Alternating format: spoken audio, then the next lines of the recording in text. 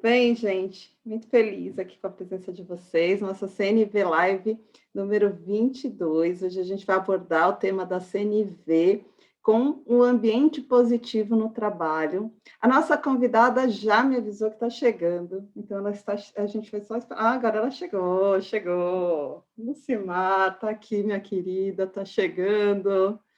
Muito obrigada pela presença de todas, obrigada, Fê, pelo carinho. Eu amo falar desse tema, se bem que a mestre de CNV é você, né? Eu gosto de estar cercada de pessoas, a Fê sabe disso, eu junto grupo de WhatsApp, de Telegram, igual a louca, faço comunidade, onde tem a galera, eu tô. Tem fila, eu tô junto, não sei nem para que é, eu gosto de gente, né? E gostando de gente, eu também gosto de ajudar as pessoas a ressignificar, a olhar as coisas por outro prisma, meio poliana, né? Desde criança, isso são forças que a gente tem, são bênçãos, né? E depois disso eu vim estudando isso dentro da psicologia positiva, da comunicação não violenta, todos os estudos que a gente vem fazendo de desenvolvimento humano, Jung e tal, e isso foi se potencializando, né? E então eu digo, aí a gente tem coisas muito recentes de uma pesquisadora, fica a dica, Bárbara Fredrickson, num livro chamado Positividade. A Bárbara Fredrickson, ela é uma doutora na Universidade da Carolina do Norte, ela tem um centro de estudos, um laboratório de pesquisas sobre amor e positividade, e amor não tem nada a ver com essa coisa romântica de Romeu e Julieta, ter alguém para beijar na boca. Amor, cientificamente, é outra parada, depois eu conto para vocês. E a Bárbara Fredrickson vem trazendo dados científicos muito importantes, Fê, de como a positividade ela é um fator que é preventor de doença emocional, ela previne doença emocional, ela cura doença emocional e ela previne recaídas em doença emocional, patologias mentais, tá? Então, traduzindo, se você tem positividade na sua vida, e a gente vai falar sobre isso, você tem prognóstico de 10 a 20 anos de longevidade mais do que o menos positivo. Olha para isso. Estudos científicos. Eu já coloquei o link do livro aqui no chat, tá? Depois ela fala que você ficou dodói, teve uma depressão, um transtorno de pânico, qualquer coisa. Bipolaridade não, tá, gente? Porque não tem cura. Bipolaridade é um funcionamento, assim como a esquizofrenia. Então, estamos falando de transtornos de ansiedade em geral e a depressão para os leigos, né? Aí você ficou deprimido. A chance de você ter recaída, ou seja, novas crises de depressão, elas são aumentadas quando você tem menos positividade. Então, bota positividade, a proporção cai entre 9 e 13 vezes menos. Ou seja, alguém que não tem isso pode ter até mais 9 recaídas, porque você sabe que a depressão ela faz assim, né? Você não fica, estou curada da depressão. Você tem uma resposta com depressão, né? Então, você previne a recaída. E se você está no quadro de depressão, você ajuda a curar. Então, não é sozinho, é um conjunto de fatores. Então, a Fredrickson, ela chegou a essas 4 bases. A primeira delas é, obviamente, uma alimentação saudável, né? A gente já sabe disso. Então, fica aí no fast food comendo tranqueira, tu vai ficar velho, enrugado, cheio de cortisona no seu corpo inflamatório e a mente bugada. Porque já se descobriu também que a gente tem uma rede de inteligência no intestino. Então, a gente tem um cérebro, entre aspas, no intestino. Come porcaria, vai pensar porcaria. Pensou porcaria, sente porcaria, tudo vai embora. A atividade física regular, a gente já sabe também. Então, os sedentários e os não sedentários, fisicamente já está mais do que provado, e agora tem estudos que provam o mental também. Aí você tem o quê? Uma rede de relacionamentos saudáveis, nutridoras que te apoiam, o airbag, que é o que a gente vai falar. E agora a Fredrickson traz essa coisa da vivência, da ressonância positiva, da positividade. Então, a gente tem muito estudo que mostra que ser legal é bom, que ter amigo é bom, que espalhar positividade é bom. Mas isso é muito diferente de ser o ru, né? Loucona, tipo, isso é bipolar, né? O bipolar é que nega a realidade, ele fica ali, não, tá tudo uma bosta, a gente está com pandemia, as pessoas têm dificuldade, ok, a gente fica mal, tem dia que está mal, mas como eu coloco a positividade nisso, né? Então, eu queria só dar essa introdução, porque não estamos falando de uma coisa autoajuda, espiritual, que também é ótimo. Nós estamos falando de ciência, né, gente? Dados que a ciência trouxe, que comprova por A mais B. Então, meu amigo, você se jogue nisso, que isso é teu futuro, né? Se tu tem 20 anos, você não liga, mas quem tem 55, 20 anos faz uma falta dos infernos, né? Me estiquei muito? Não, maravilhoso. Aliás, eu já pus o link do livro aqui no chat para vocês. E é interessante isso que você está falando, porque uma coisa que você falou é importante. Positividade não é uhul, não é empolgação, né? Porque as pessoas confundem essa positividade com estar sempre. Você não está o tempo inteiro na empolgação, você sabe que está passando por uma situação difícil. Acho que a positividade tem mais a ver com a forma que você encara as vicissitudes, as dificuldades. Você fala assim, bom, ok, tá ruim, o negócio tá complicado, aí você tem duas escolhas. Uma escolha é você olhar para aquilo e falar, ferrou, vou ficar reclamando e vou ficar aqui parado sem fazer nada, e a outra coisa é falar, bom, dentro do cenário que não tá bom, o que eu posso fazer para mudar aquilo? Isso é a positividade. Isso não quer dizer que você tá lá, uhul, e que você tá alienada, né? Acho que isso é uma coisa importante que você trouxe. Muito importante. Então, a gente vai falar de 3 pontos do que é positividade. Se ajuda, tá, Fê? E aí a gente começa a costurar o ambiente positivo e a CNV, tá? E eu queria muito que o grupo aqui, se tiver pergunta, se eu tiver falado alguma coisa que você não entendeu, quiser também contar seu último ranço, pode, que a gente está aqui para isso, né? Não vamos resolver não, mas ouvir ajuda. Então, o que acontece? Aí o Marty Seligman, que é um outro autor, tem um livro maravilhoso que se chama Otimismo. Então, bota o link aí também se você quiser. Um na positividade, outro no otimismo, né? O livro do Marty Seligman, Otimismo, Maravigold, ele traz até um questionário para você saber se tu é pessimista ou otimista. Geneticamente falando, nós nascemos mais otimistas e mais pessimistas. Mas isso quer dizer o quê? Quer dizer nada. Quer dizer que você tem uma tendência, mas que você pode mexer nisso para ficar mais focado, tá? Então, o que é o otimismo? O otimismo ele tem 3 fatores, gente, bota aí. Ai, Lu, se eu for sério, tem nada a ver. Se eu for introspectivo, tem nada a ver. Se eu não for muito simpático, tem nada a ver. Então, otimismo e positividade não tem a ver com de você ser bacaninha, simpaticona, alegrinha, sorridente, não. Você pode ser carrancudo, não tem problema. Mas seria melhor se você não fosse. Mas ok. Então, o otimismo ele é o seguinte: primeiro, eu percebo os problemas em torno de mim, as situações, de uma forma temporária. Diferença de otimismo para pessimismo, positividade e negatividade. O positivismo, ele vê as coisas como temporária. E isso as filosofias orientais, o budismo, já trazia muito há muitos anos atrás, Sócrates, Platão, né? Tudo é passageiro, menos o cobrador. Piadinha sem graça.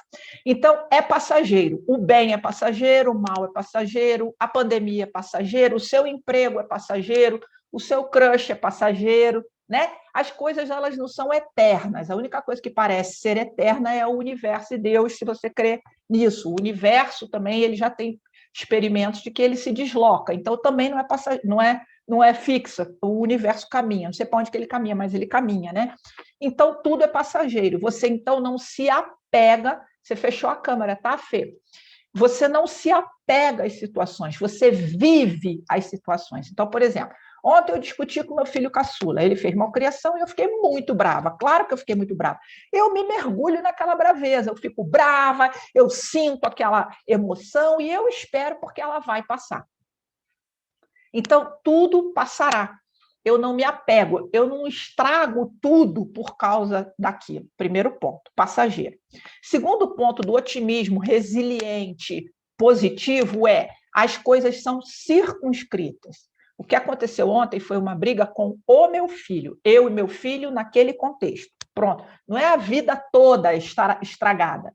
A diferença do otimista positivo para o pessimista ou negativo é que ele estraga o todo. Então, eu saio dali, briguei com meu filho, aí eu faço a live de qualquer jeito, aí eu já resmungo com a vizinha, eu já queimo o arroz, e eu vou fazendo um ciclo que a Bárbara Fredrickson chama uma aspiral ou espiral descendente.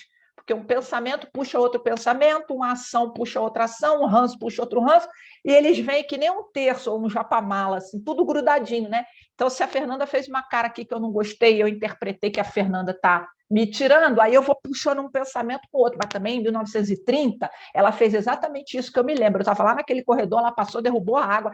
Eu vou...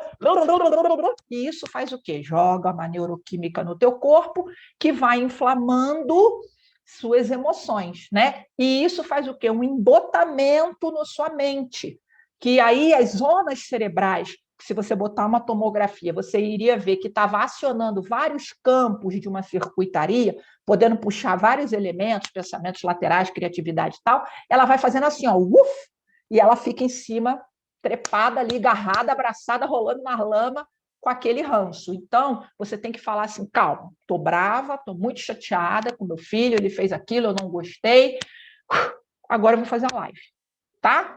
Depois eu vou lá resolver com ele, porque aquilo está circunscrito. E é temporário. Porque o que existe entre nós é maior do que aquele rancinho, entendeu? A história que eu tenho com aquela pessoa, tá legal? Se você não tem história com aquela pessoa, aproveita o ranço e diz, dá logo a lacração nela, tomba logo, acabou, não quero mais. O que não é muito bom, mas ok. Tá legal até aqui, galera? Tô muito complicada ou tá bom para você, Fê? Tô faladeira demais? Tá maravilhoso. Eu já tenho até uma pergunta que eu vou fazer na sequência, Opa. Mas você acabando... Ó, o pessoal Quer está que eu escrevendo feche? que tá ótimo, tá perfeito. Você já está Então, escrevendo. tá bom. Então, eu vou fechar o terceiro elemento. Então, ela é temporária, ela é circunscrita, é passageira, e ela é sobre o que aconteceu e não sobre quem eu sou. Muitas coisas que detonam a nossa autoestima e nossa positividade é trazer para o pessoal uma coisa que é circunstancial, né? Então a gente pega aí tempo de BBB, lá dentro deu uma treta que cancelaram uma, cancelaram outra e tal. Pensa, aquilo foi dentro da casa, não estou passando pano em ninguém não, tá? O que aconteceu foi sério, blá, blá, blá, blá. Mas aquela pessoa estava dentro daquele contexto com aquele grupo. Quando ela sair dali, ela pode ter outras facetas, assim como você. Então, você está numa relação de trabalho, você tem um coleguinha é meio peludo, coleguinha é complicado, coleguinha é difícil, coleguinha é voodoo, né? Tá, pá. O coleguinha é só o meu colega de trabalho? Não, às vezes eu vou almoçar com o coleguinha, ele é legal. Às vezes eu vou no happy hour com o coleguinha, ele é legal. Às vezes eu tiro ele no amigo secreto, ele é gente boa. Ele se transforma, ele usa a máscara do personagem dele lá no trabalho. Então, é quem ele é naquele contexto, ou o que ele faz naquele contexto, não sobre ele. Então, voltando para você, é assim.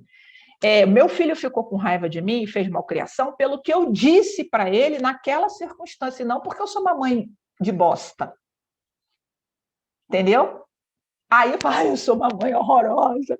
Aí eu vou ficar um lixo, porque eu começo a pensar. Também, quando ele tinha 5 anos, eu botei ele para comer rapadura, e ele odiava, está traumatizado. Eu vou criando em volta de mim uns monstros que não existem. Foi sobre aquilo e acabou. Né? Ok? Aliás, isso que você está falando, tem um livro da Brené Brown que chama Eu Pensei que Isso Acontecia Comigo. Ai, maravilha. Bota mais um livro aí. Daqui a pouco eu já ponho o link aqui, porque todo mundo conhece o livro A Coragem de Ser Imperfeito, né? Mas tem um outro livro dela... Eu esqueci o copo, vou beber na garrafa. Não, fica na paz. E esse livro, um outro livro dela, que não é tão conhecido, que Eu Pensei que Isso Acontecia Comigo, ela fala dos dois sentimentos, que bate muito com a teoria da comunicação não violenta, porque ela fala dos dois sentimentos mais violentos que a gente comete com a gente mesmo, que é a culpa e a vergonha. E entre a culpa e a vergonha ainda é pior, e tem muito a ver com o que você falou agora. Eu, Fernanda, dentro de um contexto, dentro de uma situação X, com aquelas pessoas que levaram à tona a minha pior versão, porque às vezes a gente tem, né, o nosso lado mocinho, o nosso lado sombra. Vilã, todo mundo tem. E aí você despertou um lado vilão, uma circunstância, né, com aquelas pessoas, naquele momento, com aquele estresse que eu estava, daquele jeito. E aí eu tive uma ação que não foi tão legal. E aí o que acontece? Eu alimento em mim a vergonha. A vergonha, por que ela é um sentimento extremamente violento? Porque a vergonha, eu passo a acreditar que eu, Fernanda, não sou uma boa pessoa. Que eu, Fernanda, sou motivo de ter vergonha. A culpa ainda é mais amena que a vergonha, pela teoria dela, porque a culpa é assim, eu percebo que eu não fiz algo legal e me culpo por aquilo, mas eu ainda percebo que eu posso ter outras ações melhores. Na culpa, você tem uma possibilidade de reparo. Isso, Pode ir lá pedir desculpa, e se a pessoa não aceitar, você pode se consertar ou consertar com outro, né? Então, por exemplo, eu pisei no seu pé, você não aceitou, mas eu posso cuidar do pé da Andréia, né? A Andréia está aqui do meu lado na tela. E aí tá eu do meu fico lado meio também, compensada, né?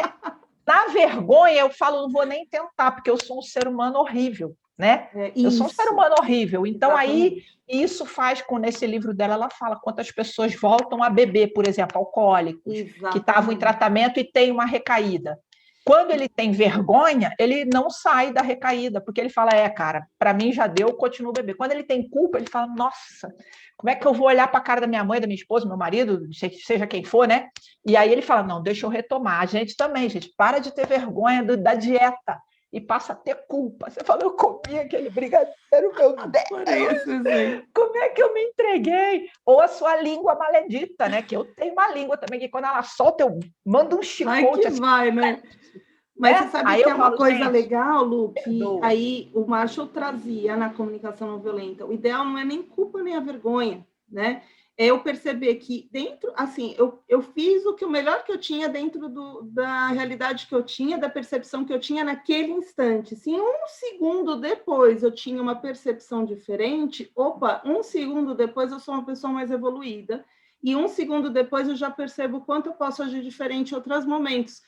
Mas o fato de eu alimentar a culpa e a vergonha, ela não vai mudar a realidade, ela só piora.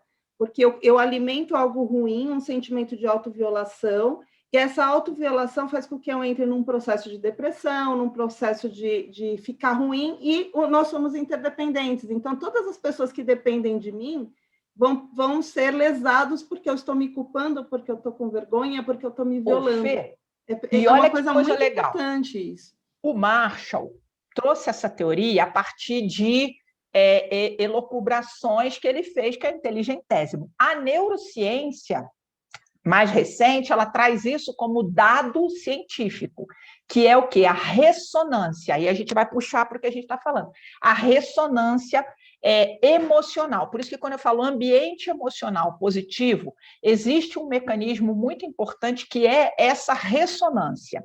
Então, pensa, nós temos aparatos no nosso cérebro, que a gente pode chamar, por exemplo, neurônio espelho, entre outros milhões de coisas que tem lá, que ele percebe a falciane alheia, assim como ele percebe o amorzinho alheio. Então, é como se fosse aqui umas antenas parabólicas, vou explicar do meu jeito, tá? Se a Carla Tia me ouvir, pelo amor de Deus.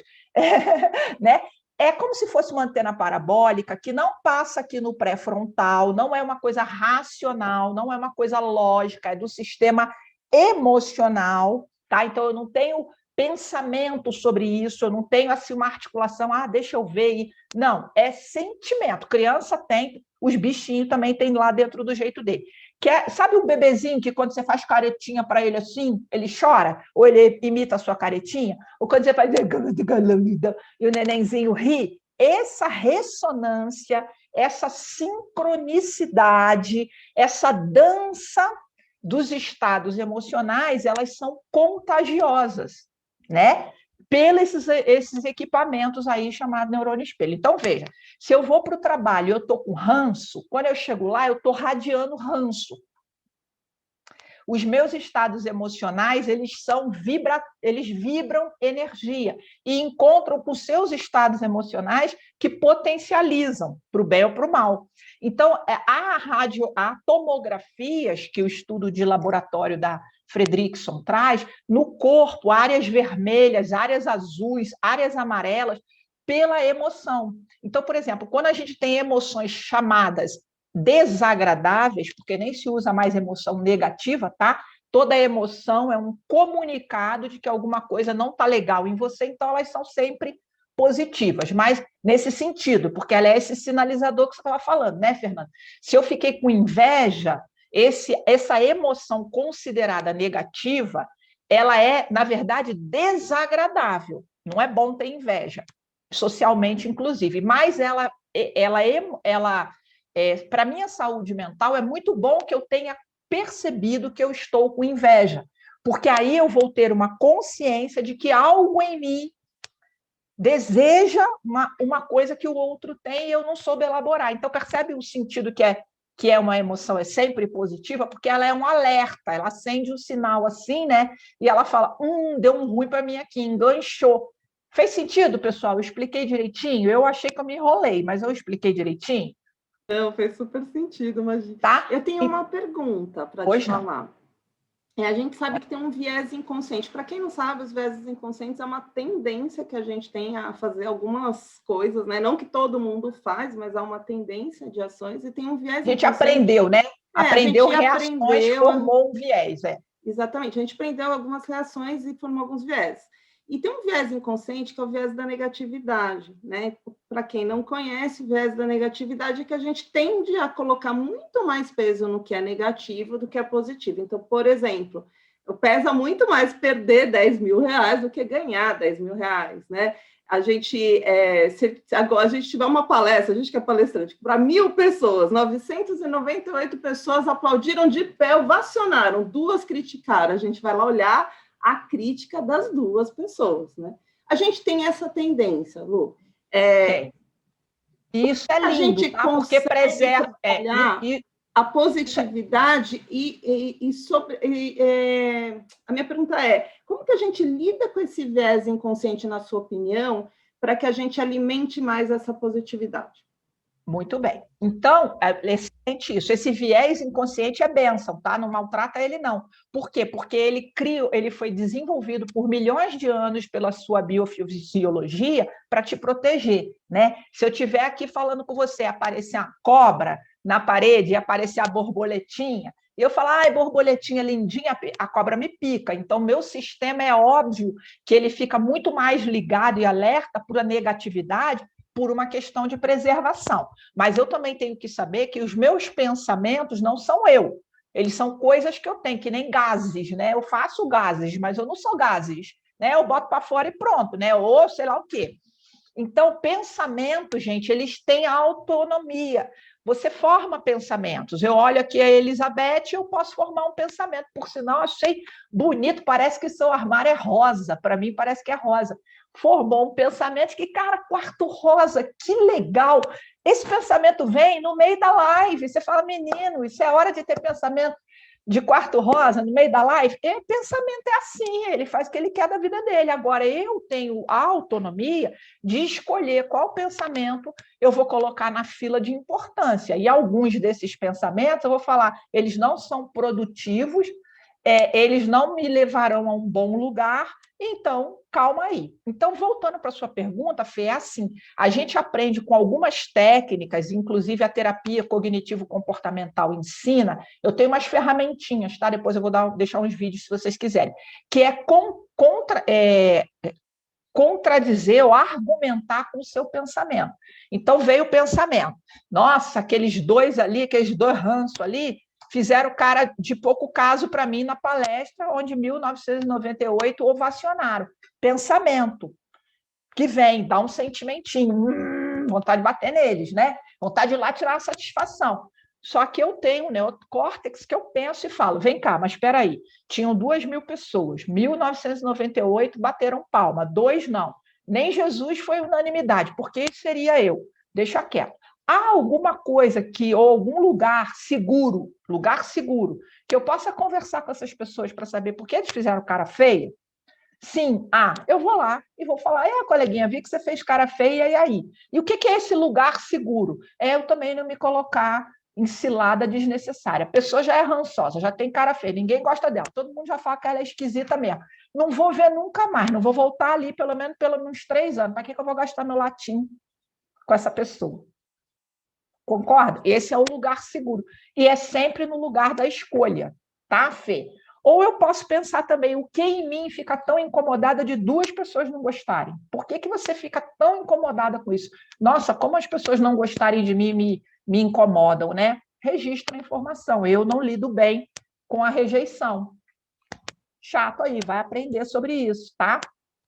O Ednilson tem uma pergunta aqui, ó. No livro A Oi, Profecia Celestina... Ednilson. Ai, o Ednilson é um querido. E eu vou te falar que Profecia Celestina é um dos livros que me marcaram a vida. Eu li há muitos anos atrás, mas assim, tipo, Também, denunciar cara, a nem idade. tô lembrando direito. Mas tipo denunciar a idade, assim. Mas olha, o livro Profecia Celestina, o autor fala da violência da Áurea. Durante as discussões, a Áurea se expande e busca engolir o outro. Ela, então, seria o veículo para movimentar a emoção negativa ou positiva no ambiente? Ah, tá, beleza. Não lembro, não, tá? Da Áurea, a Áurea é um personagem, não me lembro. Eu não me lembro da profecia. Eu li o livro, adorei na época, mas eu realmente nem lembro. Se você falar sobre uns 30 sobre anos o que eu li, sério. Os 30 anos, meu Alzheimer não permite. Mas vou pegar a sua pergunta aqui, ó. Então, veja, Lu, você está sempre, Ednilson, exposto à energia emocional do outro. Se você está em estados de espiral ascendente emocional, que é o que a Bárbara Fredrickson fala, quando eu conecto com emoções e sentimentos mais positivos, agradáveis, eu tenho uma capa da invisibilidade. Então, se eu estou agarrada no otimismo, na gratidão, na esperança, na perseverança, na felicidade, no entusiasmo, e toda a gama, variedade de emoções consideradas positivas ou agradáveis, o rancinho do outro já pega menos. Agora, se eu já estou no espiral descendente, eu já não estou de boa, hoje eu já não estou otimista, eu já estou pessimista, eu já estou melancólico, eu já estou entristecido, eu já estou com baixa estima, a espiral, a rajada energética que a moça vai jogar em mim, ela se soma a minha e ela deprime, ela traz para a espiral descendente. Lu, então o que eu faço além de fazer uma macumba e fechar o corpo? Você vai saber que essas emoções elas são microsegundos, elas duram muito pouco. Eu posso também aprender a absorver e deixar ir. Deixar ir. Isso é uma prática da serenidade. Então, vamos supor, pegando de novo o exemplo dessa Áurea aí, né? Ela jogou um dardo de maldade para cima de mim, fez um comentário ácido, foi cruel, foi com K no BBB, né? Aquilo bateu em mim e falou, nossa, cheguei a sentir aqui no peito, né? Respira, se tem prática espiritual, garra na oração, se não tem, se puder, sai de perto e espera passar o estado emocional. E aí, se você tiver algumas práticas de reequilíbrio, que a religião traz, a metafísica traz, o mindfulness traz, a gratidão traz, você se reorganiza, você volta para o seu eixo. Você falou de que vem de baixo, não me atinge, eu sou mais poderosa do que essa coisinha aí, não vai me abalar. E eu volto. Agora, veja, né, Edmilson, isso tudo se a gente está saudável, porque se você está adoentado emocionalmente, você fica muito vulnerável. Então, ficar em ambientes muito tóxicos, para quem não está bem, adoece. Então, chefes tóxicos, ambientes tóxicos, eles intoxicam. Assim como chefes saudáveis e ambientes salutares, eles vivificam a gente, né? Por isso que é bom você levar a positividade, porque se não tem nada de ruim para deixar, pelo menos salpicou uns vaporzinhos de coisa boa por aí, né? Não sei se a gente saiu do tema, né, Fê? Costurar aqui para poder voltar. Ele, inclusive, está agradecendo. Aqui, entrando no tema do trabalho, porque os ambientes positivos têm muito a ver com a liderança, né, Lu? E a gente sabe que o Patrick Lencioni, ele tem a teoria das disfunções das equipes, uma das grandes disfunções é a falta de confiança, e os estudos da psicologia positiva também falam que a gente precisa da confiança para construir essa ressonância emocional, para ter uma saúde mental, enfim, para criar esse vínculo no trabalho. E eu entendo, Fernanda, que o papel do líder é muito importante para gerar na equipe essa cultura, esse ambiente de confiança. Na sua opinião, pela sua experiência de trabalho com liderança, como que esses líderes podem criar esses ambientes mais onde as pessoas podem mostrar mais suas vulnerabilidades, onde elas podem confiar mais umas nos outros? Essa pergunta aí já dá umas três. Difícil, né, gente? Difícil. Olha, eu estou aqui babando na foto da Vanessa Maiani, que cabelo mais lindo do mundo. Já apareceu nova aqui para mim também a Luciana Biscaia, seja bem-vinda, e a Andréa Santos, que está com alguma coisa ali, eu sou, não consegui ler, porque o óculos não deixa. Sejam bem-vindas, eu não sei se vocês estavam aí, eu não vi. Bem, Fê, é assim, ó, primeiro ponto, eu trabalho com liderança há 30 anos. Líderes são pessoas, eles não são super-heróis, eles estão na mesma bad que a gente, tentando sobreviver.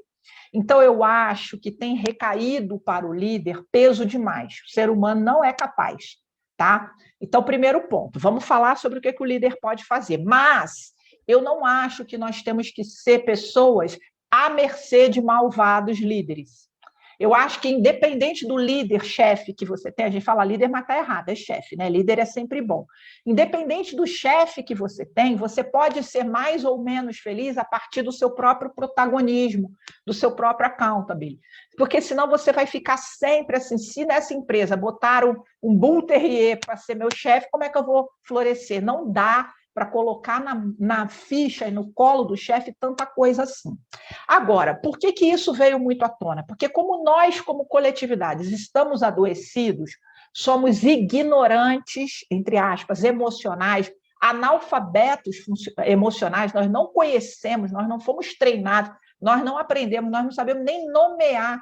A gente mal sabe as 5 emoçõezinha lá do Divertidamente, quanto mais a nuance de 368.200 possibilidades de emoção, a gente acaba projetando muito no chefe, me dá bem-estar. Então, esse é um ponto. Agora, vamos lá, o líder. Você concorda comigo que não é possível que um líder que não olha para si, que não tem autoconhecimento e não trabalha em si a mais-valia, a autoestima e a positividade própria, ele não tem como fazer isso no outro. Então, líder, eu quero ser um bom líder, comece sendo uma boa pessoa. Essa frase nem é minha, né? Então, olha para você e começa a perceber seus limites, suas forças, o que te tira do eixo, por que você tem explosões emocionais, o que te desequilibra, como você está interpretando o comportamento da tua equipe, porque tem gente que acha que quando a pessoa erra, que nem BBB mostra, a gente tem que lixar ela em praça pública, ao invés de fazer ela aprender. Eu não sei se eu expliquei. Então, o líder tem que olhar para si como primeira coisa. Segunda coisa é respeitar que as outras pessoas sintam o que elas sentem do jeito que elas dão conta. E não trazer para si. Então, por exemplo, se eu sou a líder da Fernanda, adoro brincar de ser líder dos outros. Eu peço lá um relatório. E a Fernanda me entrega um negócio que, para mim, foi meia boca, né? Aí eu vou lá dar um feedback para ela, falo, olha, Fernanda, eu esperava um pouquinho mais, talvez aqui pudesse estar A ou B ou C, com o equilíbrio emocional e com respeito, a Fernanda pode dizer, eu acho que está ótimo, eu acho que eu fiz o meu melhor, eu não concordo com a sua avaliação, eu acho que você está me exigindo mais do que deveria. Se eu sou um líder e eu não tenho abertura para lidar com a contrariedade e o pensamento diferente do outro, você concorda que eu já vou querer entrar na lacração com ela? Eu vou querer enfiar o pé no peito porque eu quero impor a minha vontade. Isso é a toxicidade. É acolher que fala assim, eu respeito seu ponto de vista, eu entendi a sua premissa, né? Porém, no meu ponto de vista, aí a comunicação não violenta, ela é muito útil. Eu como líder, eu tenho uma necessidade de fazer uma entrega nesse patamar. Porque a entrega que você me dá, Fernanda, ela é acrescentada de coisas e eu entrego para um nível acima, um executivo, um diretor, que não vai me medir no nível que você está me colocando como um analista.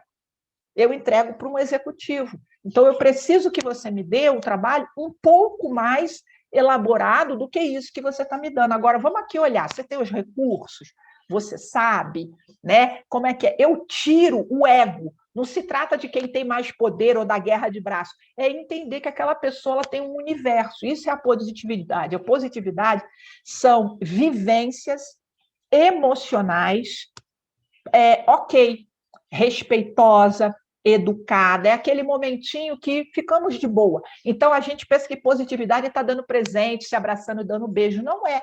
É simplesmente um lugar onde eu posso relaxar, onde eu posso estar eu como eu sou, e não em estado de alerta o tempo todo. Se eu sou a chefe da Fernanda e chamo ela para conversar, ela não liga o beat de o que foi que eu fiz? Eu não causo esse desconforto nela. E ela senta e ela fala normal comigo, ela consegue falar normal comigo. dizer, nossa, Lu, acho que você pegou pesado, um pouco demais, não, nossa, estou sobrecarregada. Fala o ranço dela lá. E eu falar, Fê, mas vamos lá, ó, você sabe o que era, né? A relação, ela é sem um lugar onde eu estou o tempo todo na berlinda, no paredão. Eu fui clara, Fê, ou me estendi demais? Foi sim, e assim, me veio uma coisa na cabeça, né? Porque nós somos líderes como mães também, né? Como pais e tal. E eu fico pensando, uma das coisas que a gente pode fazer, que é o que você falou, a gente não tem superpoderes, mas tem uma questão de ação e reação, né? Então, o que faz a pessoa ter medo de falar que errou, que é mostrar vulnerabilidade? Porque ela tem medo da retração. Né? E eu sempre ouvi isso, que aquela pessoa que nunca erra é a que mais você tem que ficar atenta, porque aquela pessoa que nunca erra, ela não está tentando, né? Ela está na zona de conforto, está lindo, maravilhoso. E aí o que acontece que eu vejo, Lu, é que, e aí a gente, nós como consultoras, a gente entra em muitas empresas, e eu ainda vejo essa figura de líder, chefe, né? Vamos dizer assim, que é aquela pessoa que, nossa, se alguma coisa deu errado, vira uma coisa. E ao invés vira de drama. vira um drama. E eu acho que tem duas coisas aí que podem corroborar para um ambiente mais positivo. Primeiro, porque ninguém erra sozinho, não tem uma culpabilidade de uma pessoa só. Para eu errar, teve várias coisas que aconteceram para me levar ao erro. Sempre mais de um, né? É sempre mais um. E segunda coisa, que assim, é estimular as pessoas a mostrarem que elas erraram, que elas não sabem fazer alguma coisa, que é mostrar vulnerabilidade e não gerar uma retração. Então, tipo, você errou, então vamos aprender junto o que pode melhorar para a próxima situação. Porque eu acho que o que gera, talvez, um ambiente extremamente negativo é que as pessoas ainda botam muito peso nessa coisa do erro, do que tem que ser perfeito, e nós não somos perfeitos, a gente erra, a gente tenta fazer uma coisa, acha que vai dar certo e dá errado. Vira e mexe, eu faço coisas que eu falo, caramba, não deu certo, não é por esse caminho. E aí, né? Acho que esse ambiente, aí eu acho que não é nem questão de superpoder, mas é questão de estimular um ambiente que as pessoas podem ser vulneráveis, que elas não vão sofrer por ser vulneráveis, né? Para começar, as novas teorias, até do Instituto Gallup, que está naquele livro Ponto Forte. Gente, fazer live com o professor é livro o tempo todo, né? É livro descubra seu ponto, descubra seu ponto forte. É um estudo do Instituto Gallup feito com milhões de pessoas, então não é achismo, tá? Ela já fala assim: não existe erro. Não existe erro. Existe desalinhamento de expectativa, não existe erro. Você fala, mas se eu botar 2 igual a 5 não é erro? Não, é uma ignorância, é um desconhecimento. Porque você concorda que só erra se a pessoa tiver muito problema? Se ela for uma pessoa do mal. Se você voluntariamente quer fazer aquilo. Então, quando eu era criança, às vezes errava para minha mãe poder me dar atenção. Aí é uma manipulação, um jogo psicológico, que às vezes a gente entra por imaturidade. Você faz aquele joguinho, finge que a dor de cabeça é mais forte do que é para dar a escapulida da tarefa. Não estamos falando dos jogos psicológicos que todos fazem intencionalmente ou por viés de falta de autoconhecimento. Então, você concorda que um liderado, que ele não erra de propósito? Se ele fez alguma coisa que não estava dentro do que eu esperava, é porque ali existe uma oportunidade de aprendizado. Algum recurso, algum processo, algum conhecimento que a pessoa não tem um gap, por isso o resultado chegou naquele ponto. Por exemplo, a gente que é professor, se você dá uma prova e o aluno erra a questão, ou seja, dá a resposta não correta, se você for investigar, ele tem um entendimento errado, então não é erro. Estamos alinhados até aqui? Sim. Bom, sim. Se todos nós temos expectativas e necessidades, né? Desejo, eu como líder, você como liderado, e que nem sempre isso está alinhado, a possibilidade de sair coisa errada é grande. Porque eu pensei, você pensou, eu achei. Até a colega aqui, o Ednilson, está falando, seria o caso de mostrar sua fragilidade sem medo? Sim. Então, quando eu, como líder, eu não tenho a intenção de ser maior nem melhor, nem ser obedecido, mas que juntos nós possamos construir uma um resultado para um cliente ou para um propósito, eu fico de boa. Quando eu tenho uma autoconsciência legal, eu me trabalho, eu não fico à mercê do julgamento. Agora, dentro disso que a Fê falou, o que você tem? Você tem o líder que explode porque ele, na verdade, quer colocar para fora a energia da frustração pelo erro que deu, que é dele também. Porque se deu erro, dentro dessa minha teoria, alguma coisa não ficou muito clara, a pessoa não tem o recurso de tempo ou de material.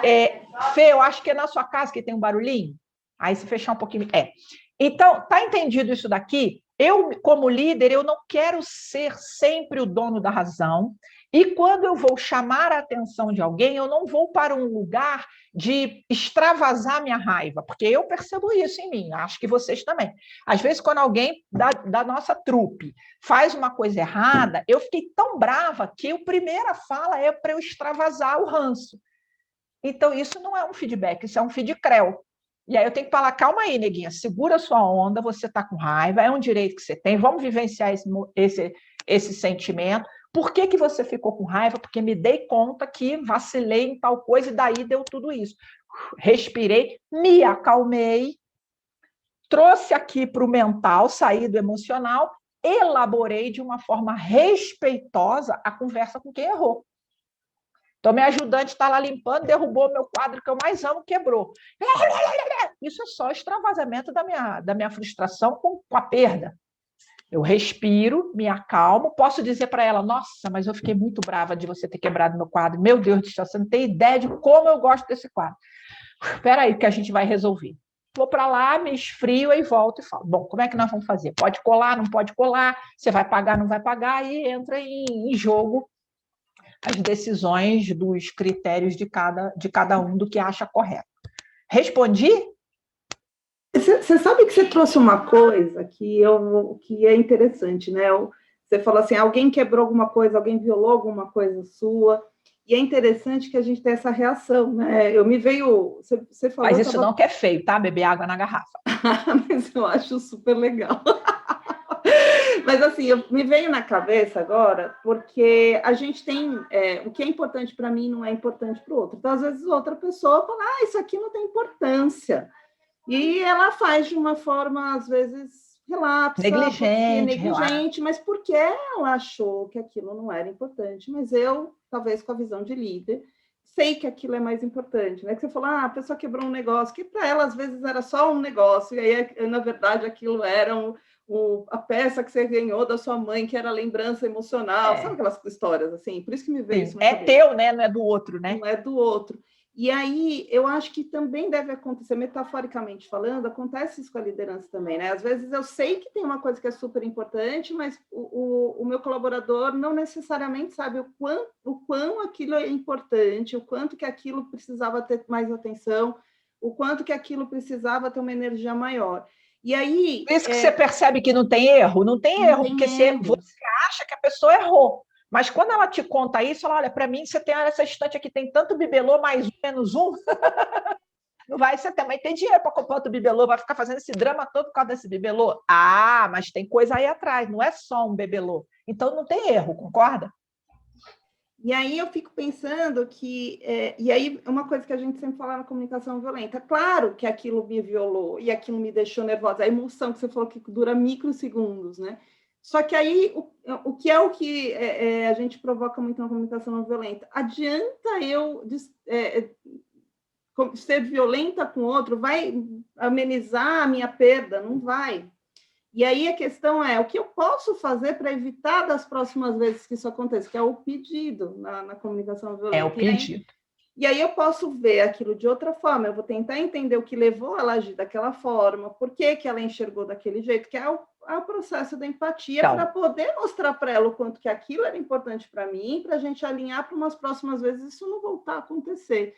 E lembrar, né, Fê, que assim, essa descarga que você dá, e todos os estudos também mostram isso, quando você dá uma descarga, deu uma bronca e né, ela parece que te aliviou.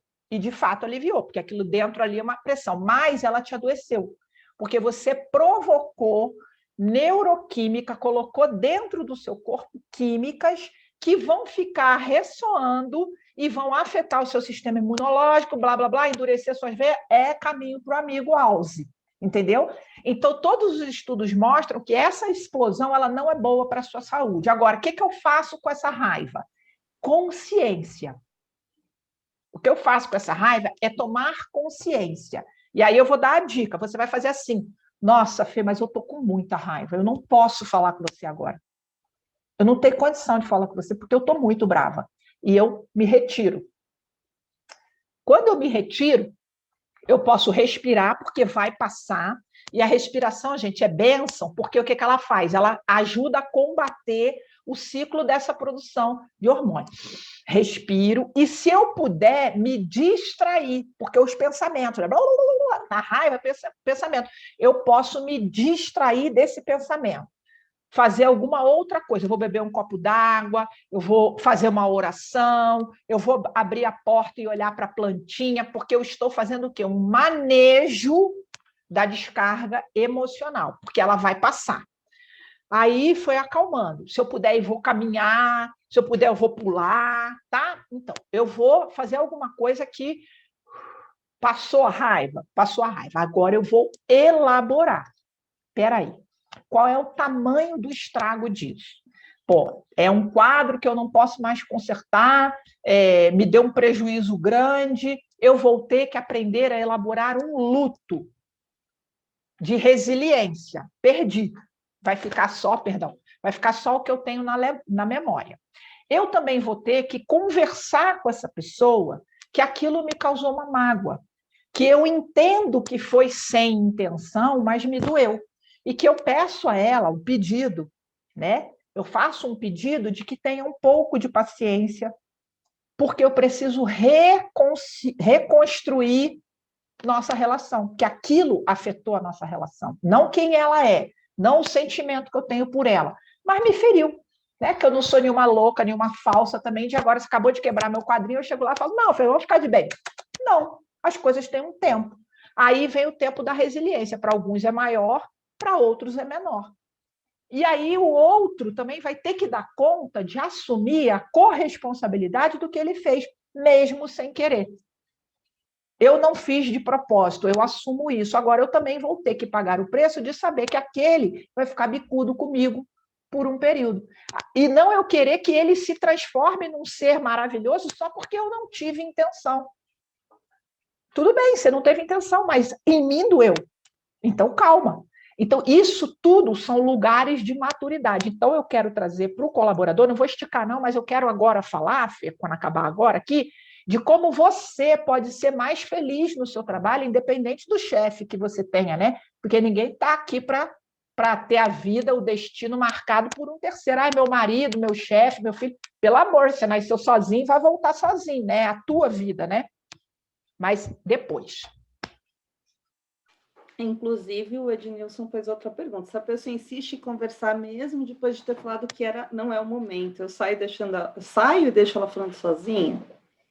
Ó, isso aí aconteceu lá no BBB, né? Eu não acompanho não, mas eu sei de tudo. Que o garoto ficou bravo, a menina foi peitar e deu uma treta dos infernos, que aí ele falou que ele não queria, porque aí você provocou a onça com a vara curta. Eu acho, Ednilson, que você tem que estar no lugar da sua escolha.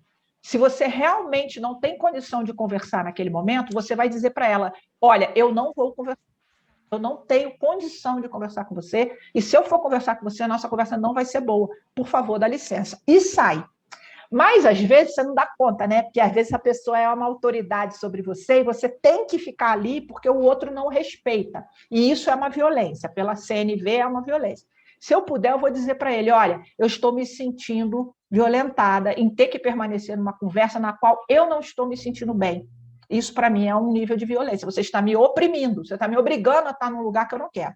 Bom, Lu, mas também não dá para falar isso, não. É cliente, a conta é grande, eu tenho os boletos para pagar. Eu sento e só respiro. Eu só sento e respiro. Eu me coloco na mente que eu não estou ali para conversar. Eu estou ali para aturar a pessoa que não tem noção e está me forçando alguma coisa que eu não quero. Então, eu não entro naquela conversa, eu simplesmente me blindo. A pessoa fala e eu ouço. E se ela me cobrar uma resposta, eu vou repetir, igual telemarketing. Eu vou falar, como eu já tinha te dito, eu não estou num bom momento para elaborar, eu não tenho resposta para te dar. Mas você me pediu, me forçou a te ouvir. Eu ouvi, obrigada. Posso ajudar em algo mais? Isso é o lugar da assertividade. É isso que eu ia falar. Já aconteceu comigo, viu, Denise? E eu Comigo ouvi, muitas vezes. Eu ouvi a pessoa, eu fiquei em silêncio, eu fiquei muda. E aí a pessoa forçou, quis que eu respondesse. Falei, como eu te disse, eu não estou no momento ideal para te falar. Quando eu estiver bem, eu respondo. Você quer falar, você está insistindo, eu vou te ouvir, mas eu não vou responder. E por dentro, às vezes, eu tô com vontade pensamento... que eu tenho que falar, porque nós somos seres humanos, tá? Minha não é porque a gente cabeça fala só de vem CNV aquela que a frase, gente né? não faz isso. Por dentro você está com vontade de esganar a pessoa. E por quê? Porque você não está num bom momento para isso. E aí é melhor não falar mesmo, é melhor você segurar e não responder. E aí uma outra técnica, né, Fê, por exemplo, se a pessoa está falando, mas você não consegue, porque teu pensamento já está assim, eu levo um caderninho e anoto. A pessoa fala e eu anoto. Você diz, a pessoa... Porque enquanto eu estou anotando, eu também estou distraindo o meu pensamento dos pensamentos que estão vindo em cascata, né? E aí eu posso falar, deixa eu ver se eu entendi o que você disse. Você disse que eu sou uma pessoa falsa, porque não, você disse que a área de que eu trabalho não é, porque não sei o que lá, foi isso, né? Então, eu vou pensar, vou ponderar sobre isso, vou dividir um pouco isso aqui com os meus colegas, porque eu não respondo sozinha por isso, e eu te dou uma resposta amanhã, mais tarde, logo mais. Pode ser? Tá bom. Faz até às vezes com o marido, tá? Às vezes o marido quer falar, e você escuta, entendi, você disse que tá difícil, marido e eu mulher faço isso, porque eu faço aquilo, porque eu faço aquilo outro. Eu faço uma audição de reforço, né? Eu redigo o que a pessoa disse, falei, vou pensar, porque eu não tenho resposta para você agora. Pronto, acabou. Com Ajudou? filhos, né? Com filhos também. Aliás, para a gente tá terminando já, o tempo voa. Eu acho que tem duas perguntas ainda que eu queria te fazer para a gente fechar, que tem a ver. O que seria um ambiente emocional positivo para as pessoas entenderem melhor no ambiente de trabalho? Claro, eu acho que essa é uma pergunta importante para você trazer, para você responder o pessoal, né? Ambiente emocional positivo, você cria, a partir da sua intenção, uma sincronia de bem-estar com a outra pessoa. Você não precisa ter intimidade com ela, você não precisa nem ser amigo dela. Por exemplo, eu faço o trabalho de voluntário. Eu ofereço ajuda para pessoas em situação de rua.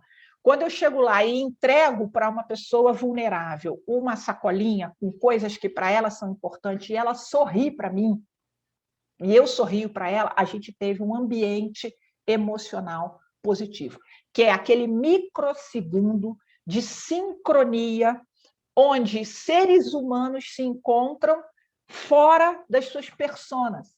Eu não preciso saber o nome dela nem quem ela é. Então, fazer atos de gentileza, atos de humanidade, atos de empatia. Eu não vou resolver o problema dela e nem estou fazendo, buscando, mas acontece. Então, quando a Fê me convida para uma live, ela criou um ambiente emocional positivo, ela criou crédito emocional comigo, eu fico grata. E aí, se eu puder, eu vou devolver para ela de alguma forma esse benefício, eu vou fazendo uma corrente do bem. Então, um ambiente emocionalmente seguro não precisa que o outro te dê. Você pode criar esse ambiente emocionalmente seguro de duas formas. Ativamente, é quando eu provoco momentos de empatia, gentileza, solidariedade, acolhimento, humanidade para outros. Então, eu pego um papel que caiu no chão, eu reponho um papel na impressora, eu ofereço um café, eu abro uma porta, eu dou a vez.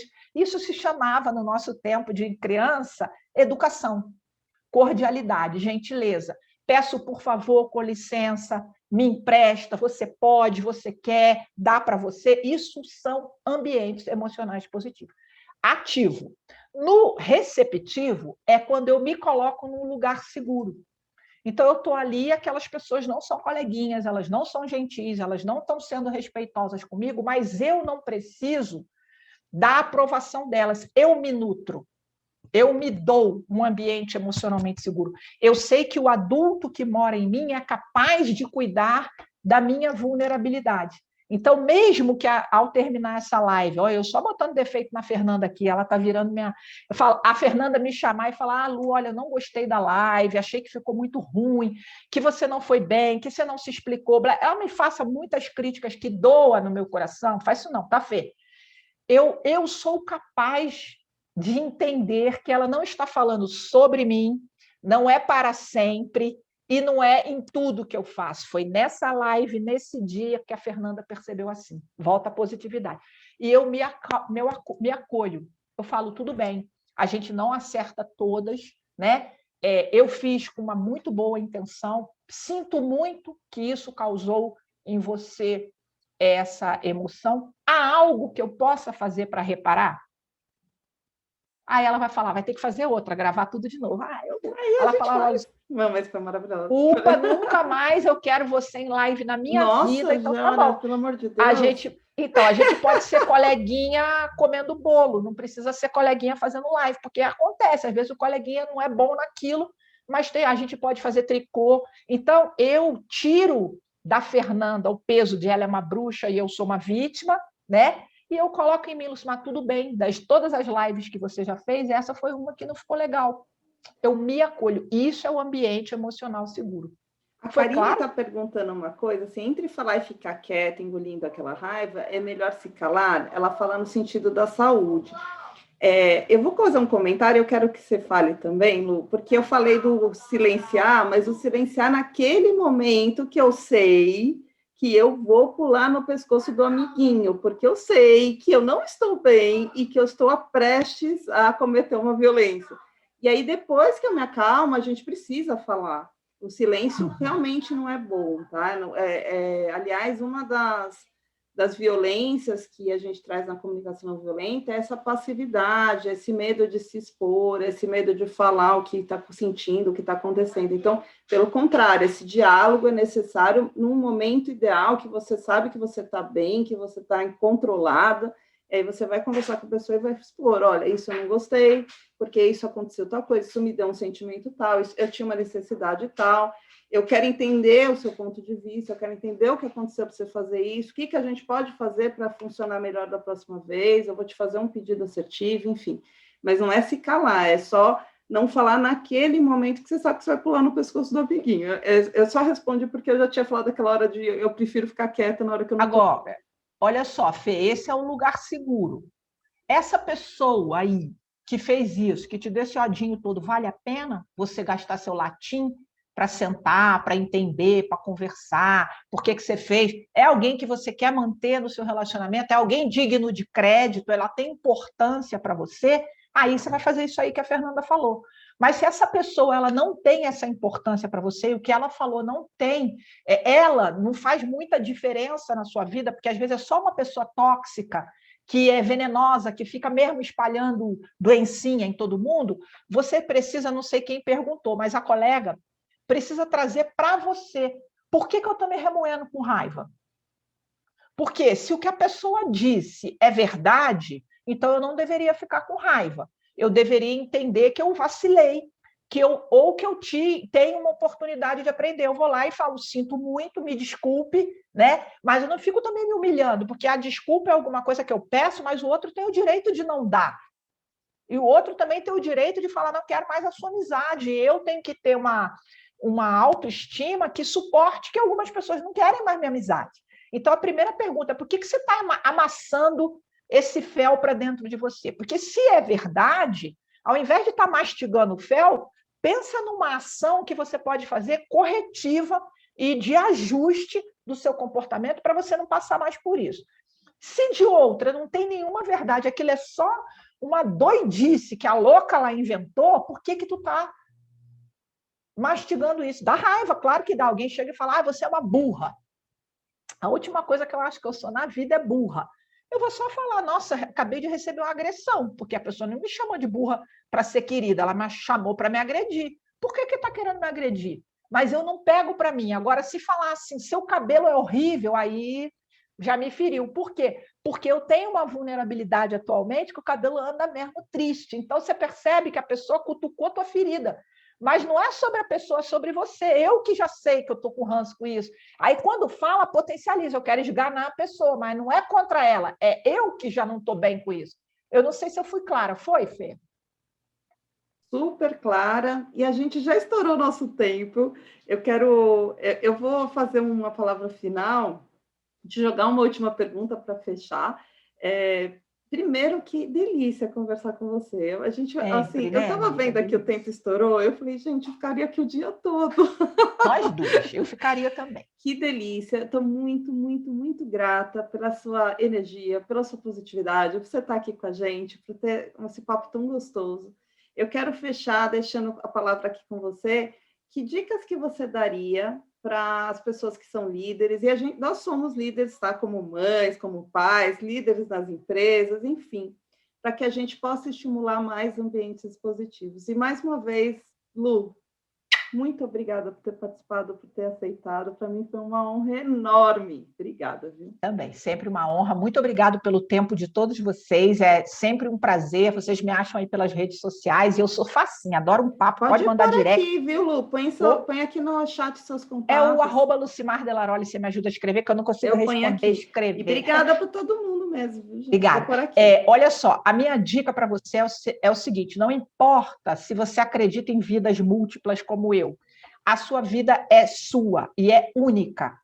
E a única pessoa que consegue fazer você ser melhor e feliz é você. Não existe ninguém, nem filho, nem um grande amor que consiga fazer a transformação que é teu trabalho.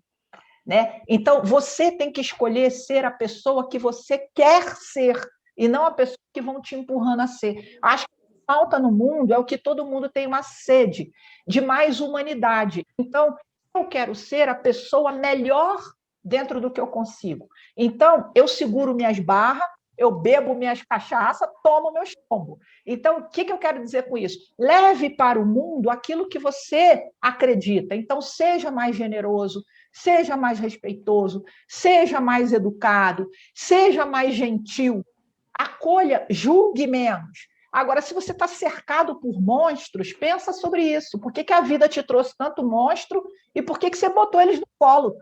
Porque a gente também pode abrir mão de certas pessoas, o que não quer dizer ficar de mal.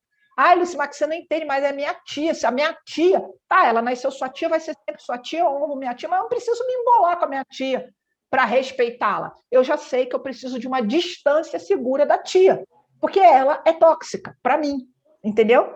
E é isso, faça boas escolhas, faça acontecer aquilo que você deseja, não fique colocando a sua felicidade na mão de terceiro, porque, minha filha, eles cuidam nem deles, quanto mais de você, né?